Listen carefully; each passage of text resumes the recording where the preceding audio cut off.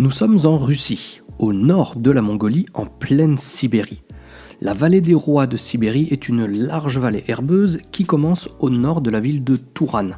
Cette vallée est célèbre dans les cercles archéologiques pour son kurgan site en forme de tumulus nommé d'après le village d'Arzan.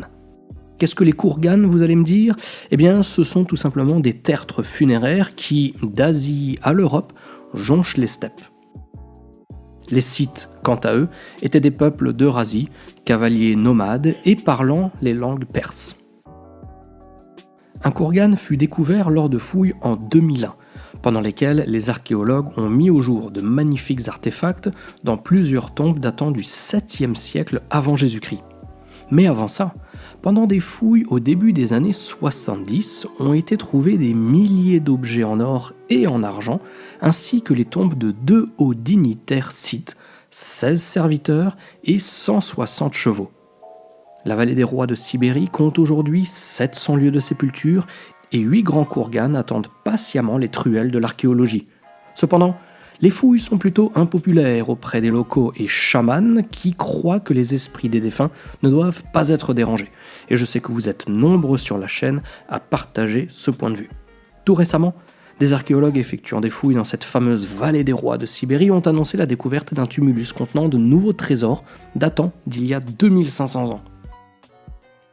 Les fouilles ont été menées par une équipe polono-russe de l'université de Cracovie en Pologne et du musée de l'Ermitage de Saint-Pétersbourg en Russie. Les chercheurs ont mené une étude dans cette vallée des rois, ancienne nécropole funéraire au nord de Touva.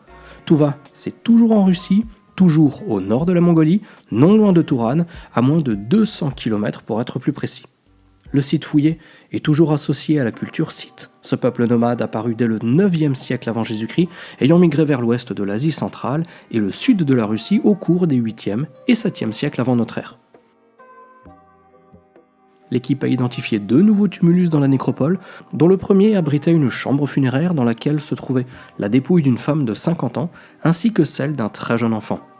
Placés à côté de la sépulture se trouvaient divers ornements dorés, un couteau en fer, un miroir en bronze et un bijou orné en forme de croissant de lune. En outre, les restes de plusieurs objets ont été récupérés, dont une tige de flèche avec un fragment de son carquois, un manche de piolet et un peigne en bois relié à un miroir en bronze par une boucle de cuir. Selon les chercheurs, ces sépultures datent du 6e siècle avant Jésus-Christ et furent probablement la suite funéraire d'un noble scythe, pendant une période où la vallée était l'un des centres rituels les plus importants de tout le monde scythe sibérien.